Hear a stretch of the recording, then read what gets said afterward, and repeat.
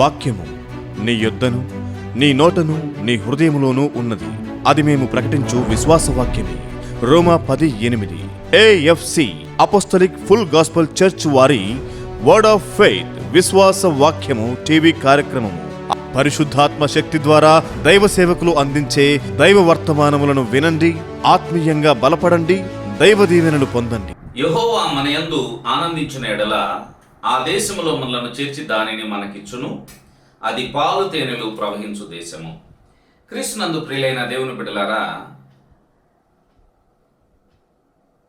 ఇశ్రాయేలు ప్రజలు ఐగుప్తు దేశమును విడిచి పాలు తేనెలు ప్రవహించు దేశానికి లేక వాగ్దాన దేశానికి దేవుడు తీసుకుని వెళ్తానని చెప్పినటువంటి ఆ వాగ్దాన దేశానికి వారు బయలుదేరి వెళుచూ ఉండగా మధ్యలో ఎర్ర సముద్రమును దాటి బాప్తిస్మపు అనుభవంలోనికి వెళ్ళిన వారు ఆ యొక్క అరణ్యమును దాటి వారిక వాగ్దాన దేశపు అంచుల వరకు వెళ్ళి యోర్దాను నదిని దాటి వాగ్దాన దేశంలో అడుగు పెట్టాల్సిన పరిస్థితుల వరకు కూడా అరణ్యాన్ని కూడా దాటుకుని వెళ్ళిన తర్వాత 12 మంది వ్యక్తులను గోత్రమునకు ఒకళ్ళు చొప్పున 12 మందిని ఆ యొక్క దేశమును చూసి రావటానికి వేగు చూడటానికి పంపించడం అనేది జరిగింది.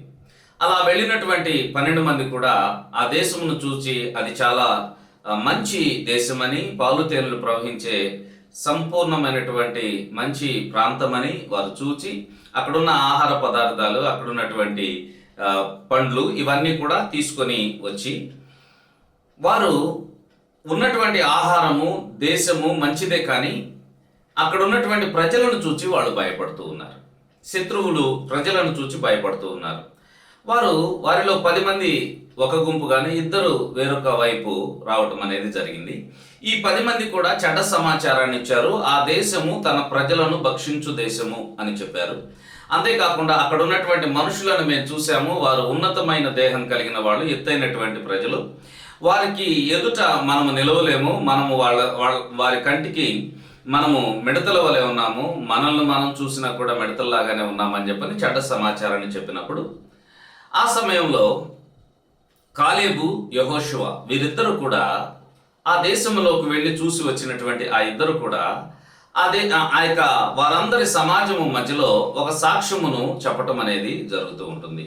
ఏమని వారు సాక్ష్యం ఇచ్చారు అని మనం చూసినప్పుడు, మేము తిరిగి వచ్చి చూసిన దేశం చాలా మంచి దేశము, మీరు దేవుని మీద తిరుగుబడకండి, దేవుడు మనకు దాన్ని ఇస్తాడు అని చెప్పే సందర్భమే ఈ సందర్భము. యెహోవా మన యందు ఆనందించిన ఎడల ఆ దేశంలో మనలను చేర్చి దానిని మనకిచ్చును.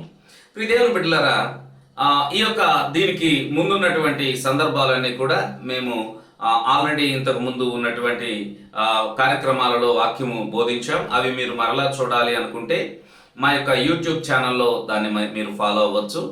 AF స్పేస్ గాస్పల్ GOSPEL ఇది మా యొక్క యూట్యూబ్ ఛానల్ నేమ్. కాబట్టి దాన్ని మీరు యూజ్ చేసుకోవాలని తెలియపరుస్తున్నాను. ఆ గతంలో ఐగుప్తు దేశము అంటే ఎలాంటిదో వాక్యం మాట్లాడాం. ఆ తర్వాత పాలు తేనెలు ప్రవహించు దేశము దేవుని యొక్క కనుదృష్టి, దేవుని ఉద్దేశం ఎలా ఉన్నదనేది మాట్లాడాం. అరణ్యము మనకు కాదు, అరణ్య యాత్రలో దేవుడు సంతృప్తినిచ్చాడు అనే విషయాన్ని మనం మాట్లాడాం. వారెందుకు అరణ్యములో రాలిపోవలసి 40 సంవత్సరాలు తిరగవలసి వచ్చింది అనే విషయాన్ని కూడా మాట్లాడాం.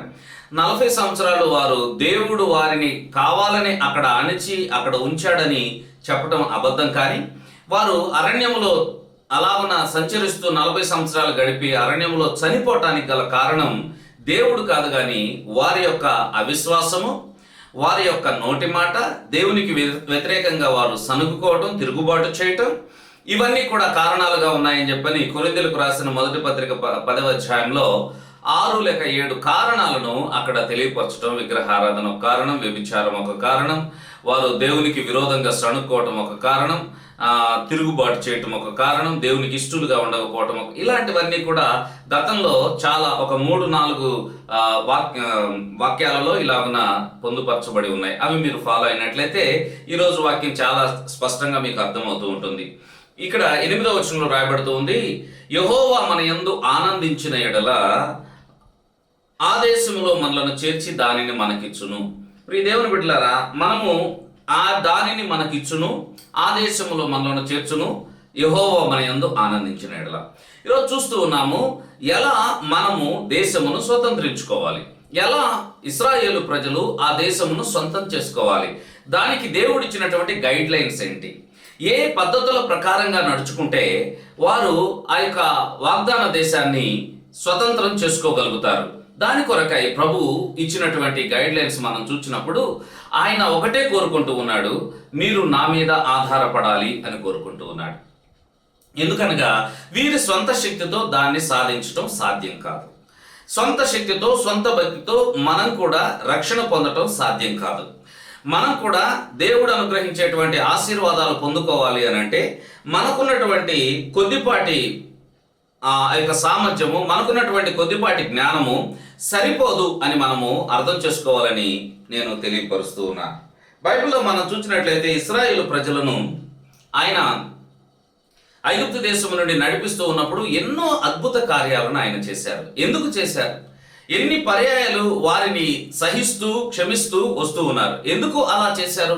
కేవలం ఒకటే విషయం, వారు దేవుని మాట వినటం నేర్చుకుంటారని, వారు దేవునికి విశ్వాసం ఉంచి వాగ్దాన దేశాన్ని స్వంతంగా చేసుకుంటారనేది దేవుని యొక్క సంకల్పం అనేది మనము అర్థం చేసుకోవాలి. అయితే ప్రియ దేవుని బిడ్డలారా, ఇక్కడ ఒక పదం ఉపయోగించబడింది, యెహోవా మన యందు ఆనందించిన ఎడల. దేవుడు మనలో ఆనందించినట్లయితే మనకు ప్రతి కార్యాన్ని కూడా ఆయన చేయటానికి ఇష్టపడుతూ ఉన్నారు. దేవుడు మనలో ఆనందించినట్లయితే మన జీవితంలో ప్రతి కార్యాన్ని ఆయన చేయటానికి ఇష్టపడుతూ ఉన్నారు. దేవుడు మనలో ఆనందించడం అంటే ఏంటి? దేవుని యొక్క ఆనందము ఎందులో ఉన్నది? వేటిని బట్టి దేవుడు సంతోషిస్తారు, ఏవి ఆయనకు సంతోషాన్ని కలుగు చేసేవి అనే విషయాన్ని ఈరోజు ఒక 4 విషయాలను చూడటానికి దేవుడు సహాయం చేయనుగాక.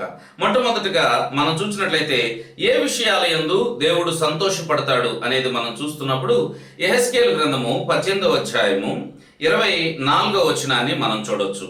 యెహెజ్కేలు గ్రంథము 18వ అధ్యాయము 24వ వచనాన్ని మనం చూసినప్పుడు అక్కడ, అయితే నీతిమంతుడు తన నీతిని విడిచి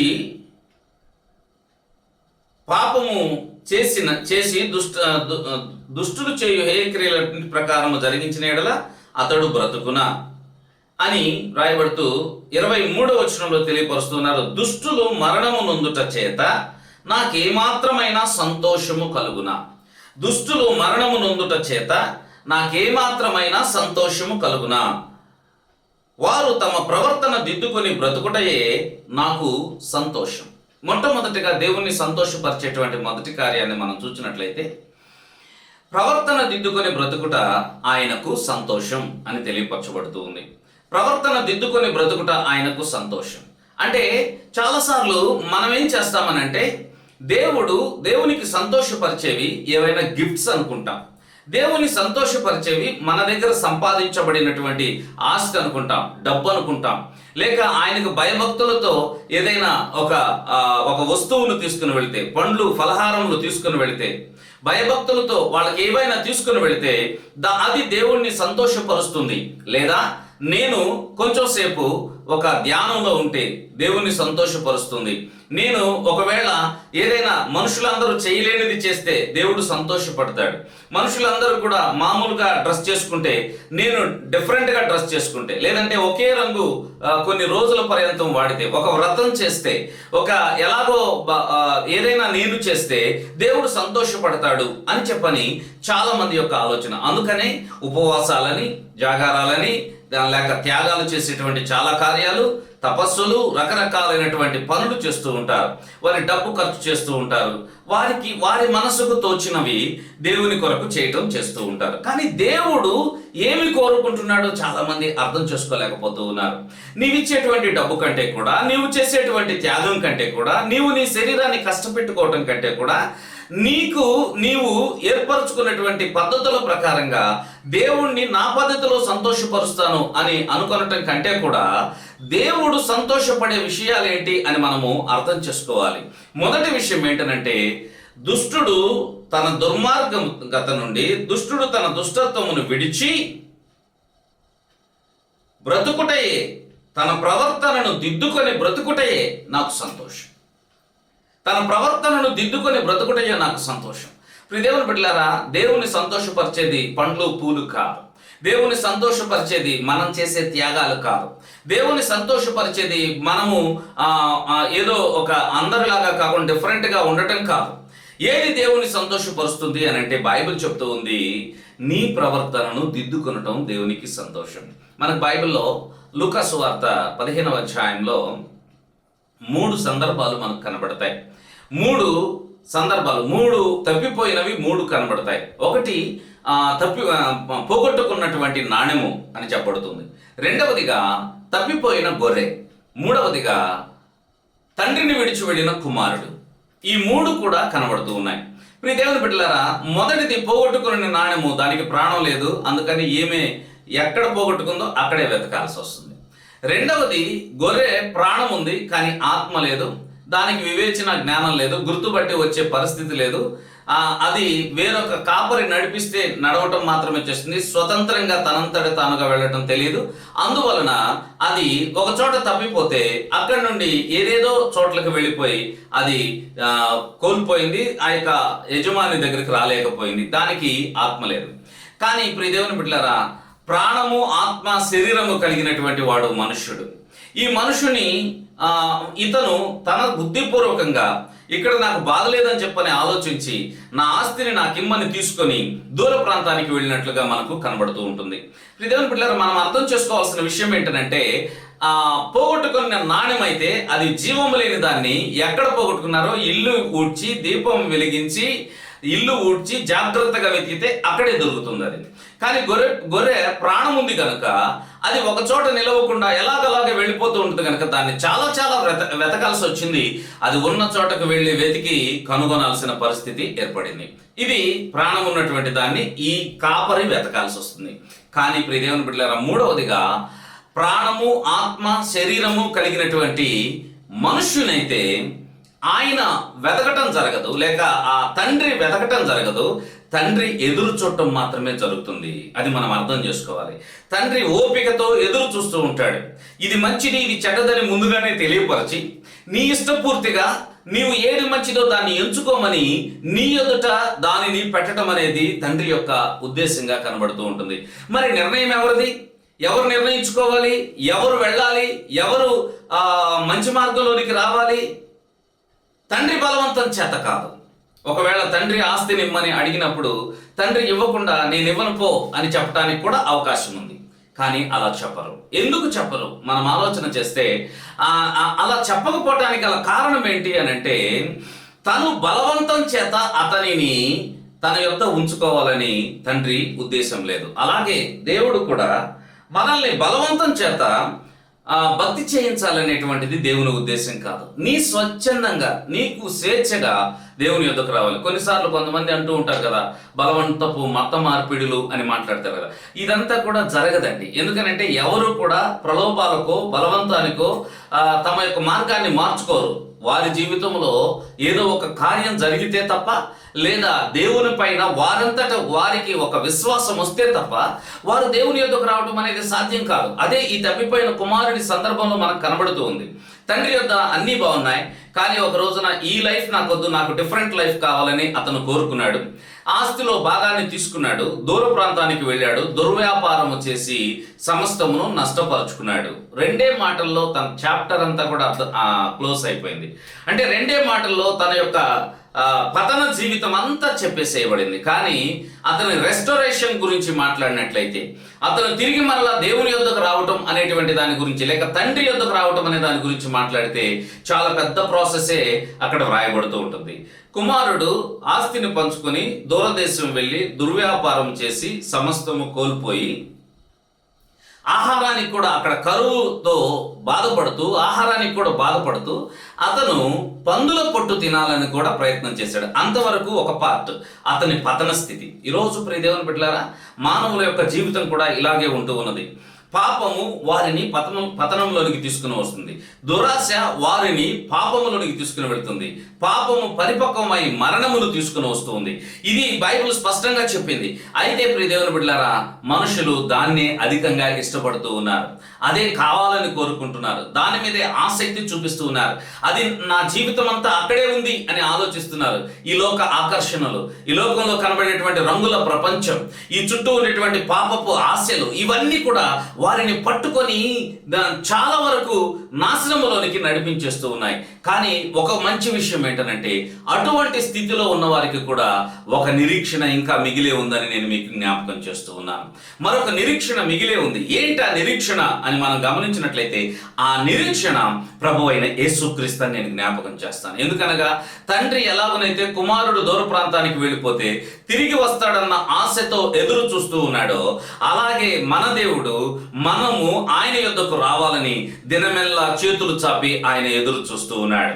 తన యొక్క చేతులను చాపి మన జీవితాన్ని ఆశీర్వదించడానికి ఆయన ఎదురు చూస్తూ ఉన్నాడు. ప్రియ దేవుని బిడ్డలారా, మరి కుమారుని పార్ట్ ఏంటి? అక్కడ కుమారుడు చాలా ఇబ్బంది పడిపోయి ఆహారం లేనప్పుడు బైబిల్లో రాయబడుతుంది, అతనికి బుద్ధి వచ్చింది అని రాయబడుతూ ఉంది. అదే దేవుడు ఇష్టపడేటువంటి కార్యం. ఒక వ్యక్తి దేవుని వైపు తిరిగితే వారిని దేవుడు ఆశీర్వదిస్తాడు. ఒక వ్యక్తి తన ప్రవర్తన దిద్దుకుంటే వారిని దేవుడు ఆశీర్వదిస్తాడు.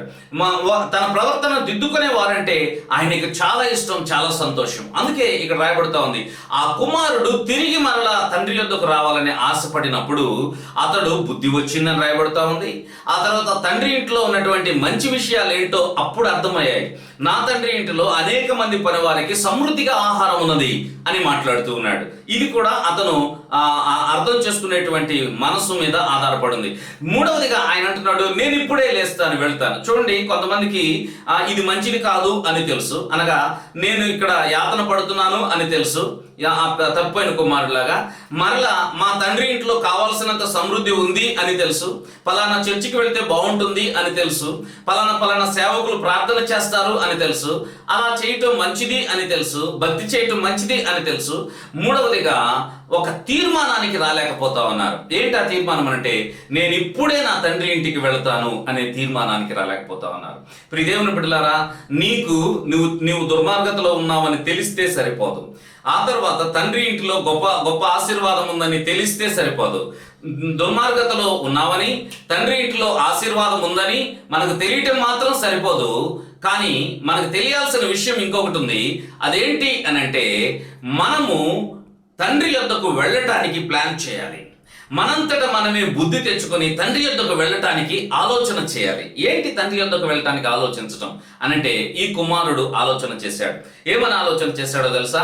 నా తండ్రి ఇంట అనేక కావలసినటువంటి ఆహారం ఎంతో మంది పనివారికి సమృద్ధిగా ఉంది, కాబట్టి నేను ఇప్పుడే లేచి వెళతాను, నా తండ్రితో ఇలా చెప్తాను అని తనను తాను తగ్గించుకొని మాట్లాడటం చేస్తూ ఉన్నాడు. ఏమంటున్నాడు తెలుసా?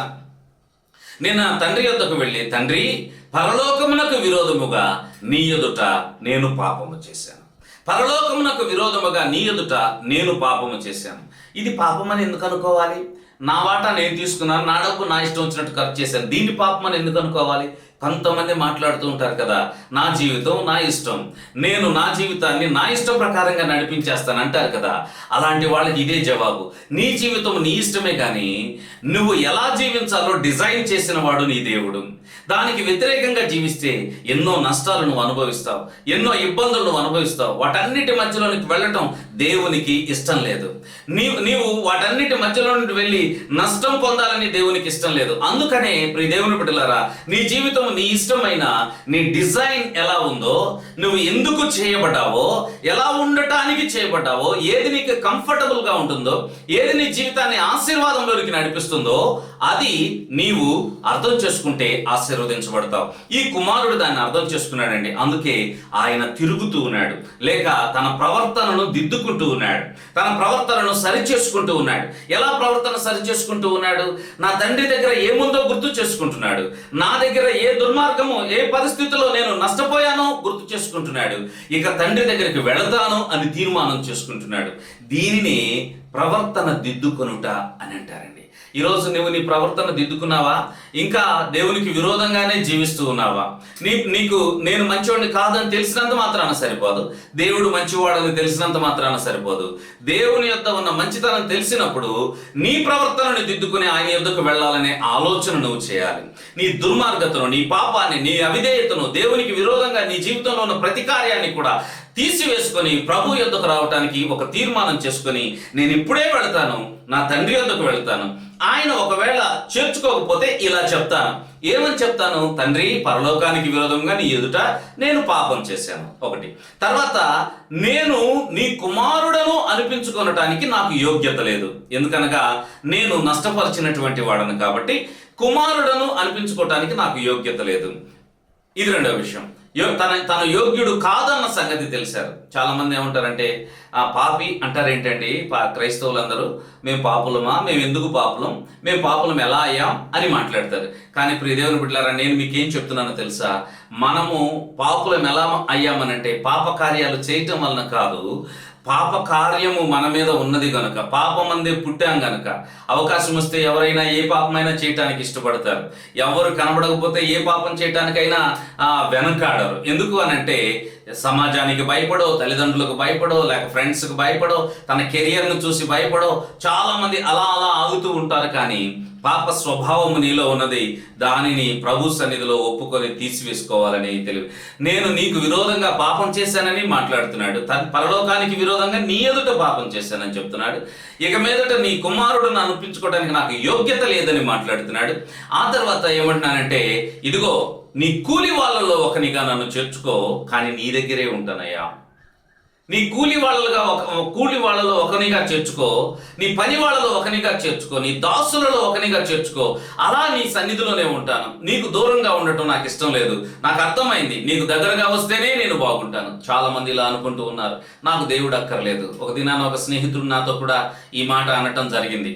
ఇప్పుడు నేను బాగా చదువుకున్నాను, నేను మంచి స్కాలర్ని అయ్యాను, నాకు ఒక ఉద్యోగం ఉంది, నేను బాగా సంపాదించగలుగుతున్నాను, నేను అన్ని విధాలా బాగున్నాను, నా భార్య బిడ్డలు మేము క్షేమంగా ఉన్నాం, ఇప్పుడప్పుడే నాకు దేవుడు అక్కర్లేదు అన్నాడు ఆయన.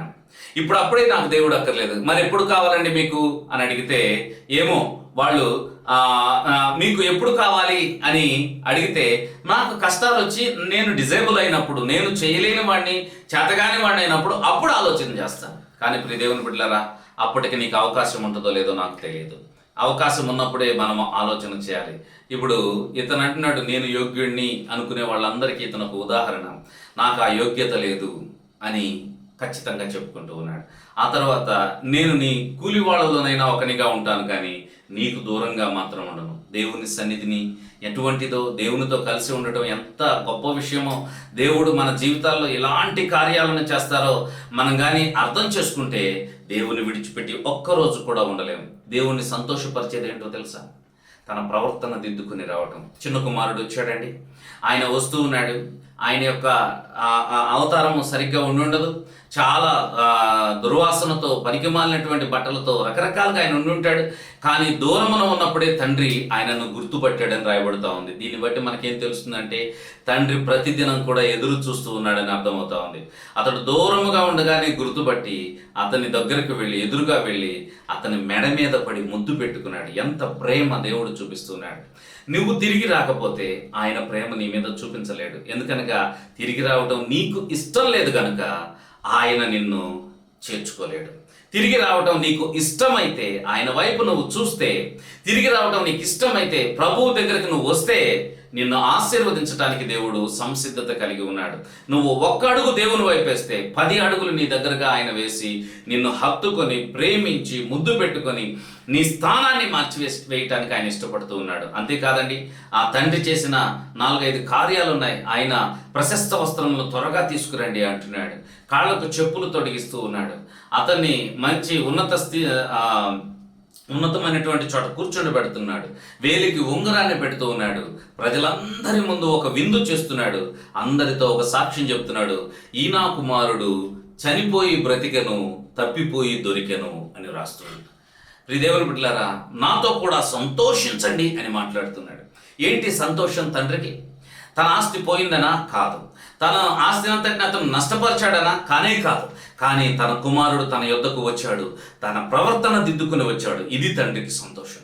ఈరోజు నీ ఆస్తి, నీ డబ్బు, ఒకవేళ నువ్వు ఇంతవరకు ఎంత నష్టం చేసావో ఓకే, కానీ ఇప్పుడు దేవుని యొద్దకు వచ్చి నీ ప్రవర్తనను దిద్దుకొని ప్రభు బిడ్డగా ఉండడానికి తీర్మానం చేసుకుని యేసు ప్రభు లోకరక్షకుడిని ఒప్పుకొని ఆయన నీ పాపములను తొలగించి వేయగల దేవుడని, నీ కొరకై చేతులు చాపి పిలుస్తూ ఉన్నాడని, నీ జీవితాన్ని ఆశీర్వాదంలోనికి నడిపించడానికి ఇష్టపడుతున్నాడని, నిన్ను ఒక ఆశీర్వాదకరమైన వ్యక్తిగా మార్చడానికి ఎదురు చూస్తూ ఉన్నాడని చెప్పేసరి నువ్వు ఆలోచన చేసినట్లయితే, దేవుని వైపు చూసి దేవుని యొద్దకు రావడానికి ఇష్టపడి ఆయన యొద్ద ఉన్న ఆశీర్వాదాలను గుర్తించి నీకున్నటువంటి చేతగానితనాన్ని ఆలోచన చేసి నీ పాపమును విడిచిపెట్టి దేవుని యొద్దకు నీవు వచ్చినట్లయితే నిన్ను అద్భుతమైన వ్యక్తిగా మార్చడానికి దేవుడు ఇష్టపడుతూ ఉన్నాడు.